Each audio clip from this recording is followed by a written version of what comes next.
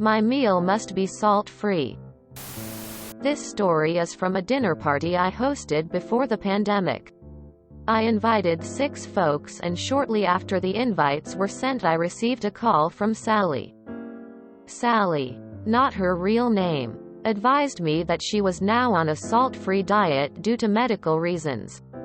She advised that at home she cooked without any salt and gave me a speech about how wonderful salt-free life was. I was skeptical and advised her that I would personally find it difficult to give up all salt. Was she sure she wasn't just on a low-sodium diet? Sally advised that unless her dish was salt-free she wouldn't be attending, while telling her no was an option.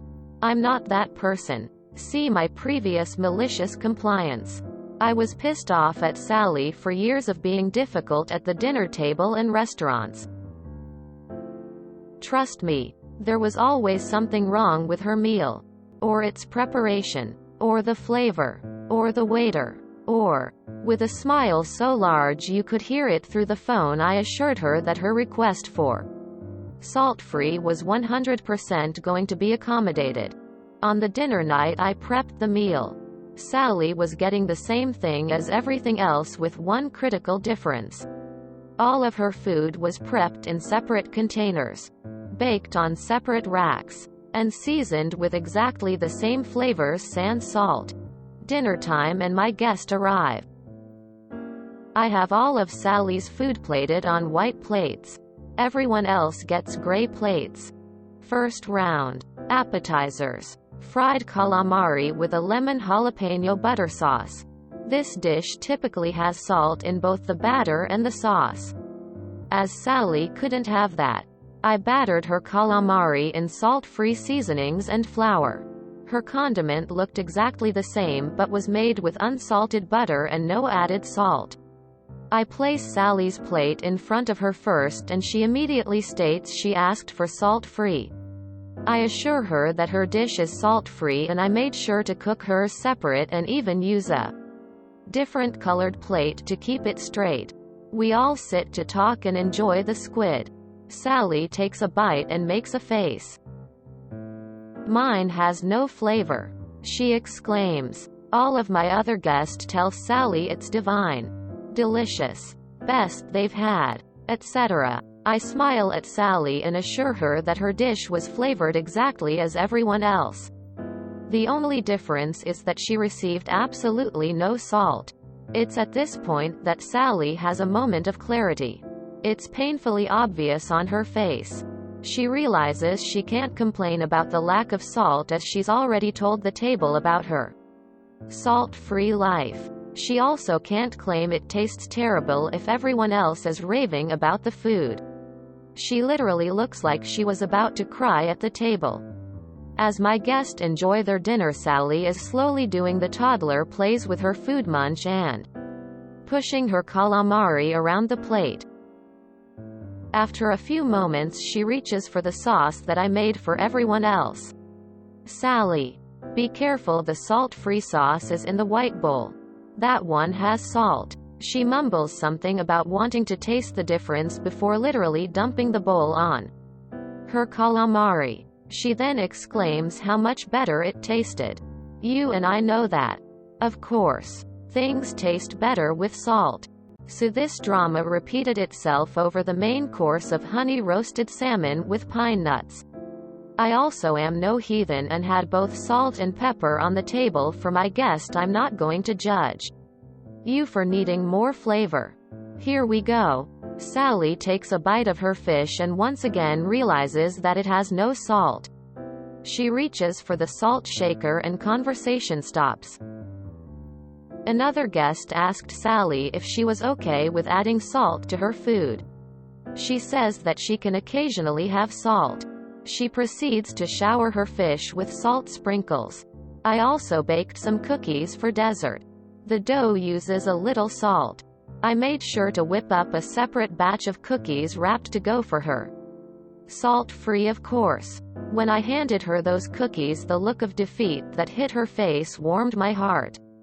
Dinner is over. Everyone is happy except for Sally. I called her the next week to make sure she was okay as she's consumed sodium at my party.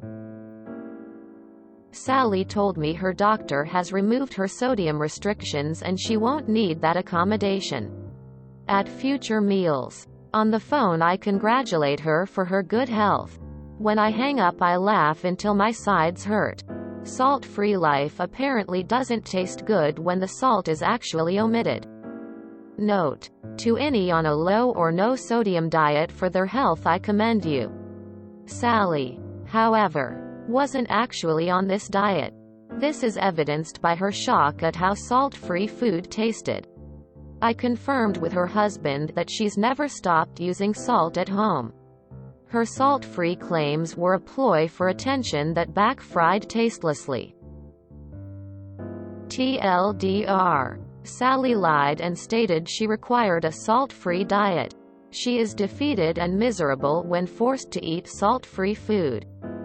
Common question: why are we friends? Sally is married to one of my best friends.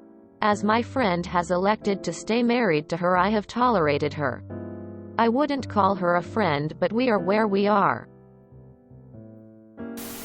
My mother is on a low-sodium diet for health reasons, and often brings her own food to gatherings so that the hosts don't have to accommodate her special needs. We always make an effort to make dishes in a way that she can eat. But she certainly doesn't expect us to create salt-free versions of every dish. Why keep inviting her if she is such a pain? Backquote: she literally looks like she was about to cry at the table. Backquote: should have cried over her plate.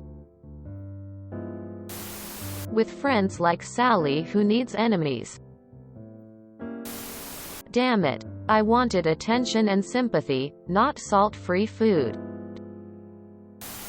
On first glance I thought you named her Salty. But then reread it and saw that you wrote Sally, and now I'm just disappointed in both of us. You sound like an incredible chef though. You made me grin at backfried tastelessly. Whether that was intentional or autocorrect. I mean, the low-sodium salt with potassium chloride isn't awful either. But this was a stroke of genius. To truly make hers as salt-free as humanly possible. Well played. I'm watching, controlling the sodium levels, and therefore inflicting it on the family. And it's possible through upping the other spices and herbs, but salt. Oh, glorious salt. And you know what, there are days where I'm having that fucking pizza with all the cheese, salt, and cured meats. So much fucking salt. And more cheese. And zero salt, to be frank, is impossible unless you cook everything yourself. Attention seekers. May they suffer an eternally saltless life. Go big or go home. The amount of time you put into this is commendable. Yet borderline psychotic. You would probably make a great serial killer. My favorite part is when conversation stops. Everyone alarmed. Sally. No. That'll kill you. Put the salt down. Quote. When I handed her those cookies, the look of defeat that hit her face warmed my heart. Dear stranger. I don't know you, but I love you for that, rolling on the floor laughing. You can't actually go salt-free. I know someone who was hospitalized for not consuming enough salt. Meanwhile, I'm over here never adding salt to anything. If it has salt in it already is one thing. But if I am preparing from scratch, I don't add salt, even if called for in the recipe. Reason: I have kidney disease and sodium causes one to retain water, which can be dangerous for a dialysis patient. Good laugh and a growing sense of horror. I've been cutting back on my salt intake to avoid needing to go on a low-sodium diet. Wow. Sorry she got so salty about it. Some people can't stand getting what they demand. Just take it with a grain of salt and move on with your bad self. You'll have to find a way to work the Capo Rush's fairy tale into conversation sometime. Just one variant. https en.wikipedia.org/wiki/cap-0%27-rushes. Once upon a time a rich man had 3 daughters and asked each one how much they loved him. The first said, "As much as life." The second, "As much as the world." The third, "As much as meat needs salt." Misinterpreting her, he declared to the third that she did not love him at all and that it was not enough, and hence drove her out. She made herself a garment of rushes to wear over her fine clothing, and found a great house where she begged a job scrubbing the dishes. And because she gave them no name, they called her Capo Rushes. One day, the servants all went to look at the fine people at a ball. Capo Rushes said she was too tired, but when they were gone, she took off her rushes and went to the ball. Her master's son fell in love with her, but she slipped off. This repeated 2 more nights. But the third night, he gave her a ring and said he would die without her. There were no more balls, and the master's son took to his bed. They sent orders to the cook to make him some gruel, and Capo Rushes pleaded until the cook let her make it instead. She slid the ring into the gruel.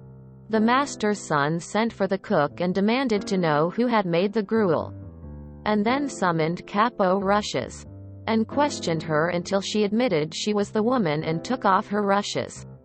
They were married, and Capo Rushes ordered that the wedding feast be prepared without any salt. This left all the dishes without flavor, and her father, who was a guest, burst into tears because he finally realized what his daughter had meant, and now he feared she was dead. Capo Rushes told him that she was his daughter, and so they lived happily ever after. How starved for attention must you be to make up a health condition you only trot out at parties? Been there as a chef. A server comes back to the kitchen. "Chef, the gentleman on table 23 has a deadly salt allergy and cannot have any salt." Being a chef, I'm a gifted smartass, so cue the hearty eye roll. The gentleman has a deadly salt allergy and can't have any salt. A chemical critical for bodily function, including important mechanisms for that allows the brain to function. Understood. No salt. Server stammers, not sure how to respond, and I reassure her we won't include any salt and remake anything that comes prepped with salt. Meal goes on as normal, but the guest stiffed the server on the tip, and left a note saying their meal was flavorless. Some people. Somebody never heard of King Lear. Edited to add, or any amount of fairy tales. We all learned from Star Trek that if have no salt in your body, you'll die. I suggest she take a salt tablet and run it off. If you enjoyed this video, please check out our playlists full of similar content. Epicaricast is like doom scrolling for your ears. Please like, share, and subscribe.